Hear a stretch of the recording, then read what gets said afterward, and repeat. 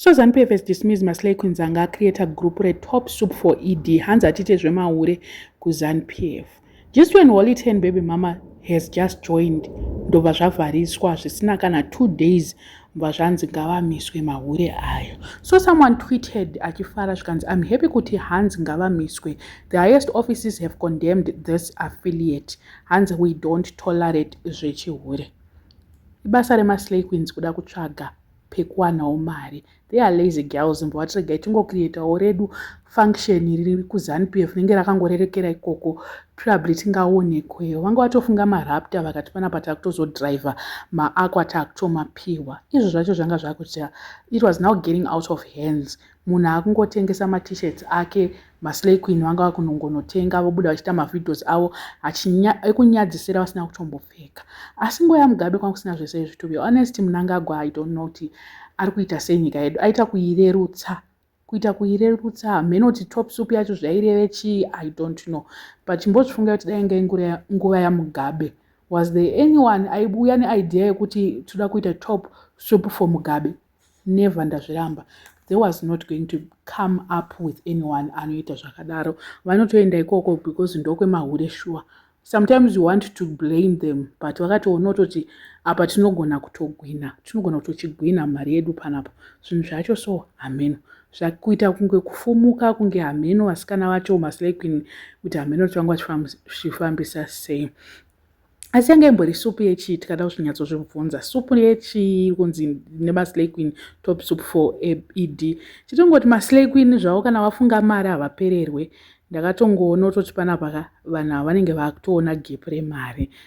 Rapta zvavo vanga vasingazoshayo, paisazoshayawo senge leader wavo aizongopedzisira wana. Inge vantawaza aipfeka mapamba and he ended up nemota. So vaigona ngotrayawo laki ravo ipapo. Ukaona uri president uchiitwa zvakadai soka zvibvunze wega kuti why vanhu vachikuitira zvese izvi. Otozvibvunza kuti mahure nemahure anenge achida ngozvikwanisa, which means kuti upresident hwako haustombori chinhu vanhu vakuonesa president. Mahure akangozara ikoko kuZANU-PF. Hanzi nevamwe machembere ndo vazvimisa because vanga vatoona kuti vanhu vavo vangaende nemahure aya, vangatorerwe zvidharadhara zvavo zvine mari. Ndobvatirega itimise bato iri. Kusapfeka handisi kunodawo kuti vanhu vakavhewo body, but maTop Soup acho vanga vasingagoni kupfeka.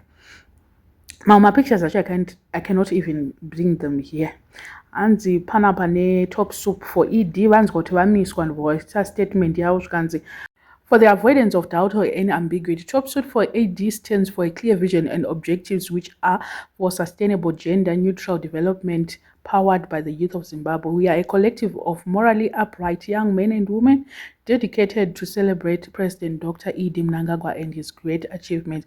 Our group is driven by pride, excitement, and focused on highlighting the positive work of the president among teens, youths, and young adults.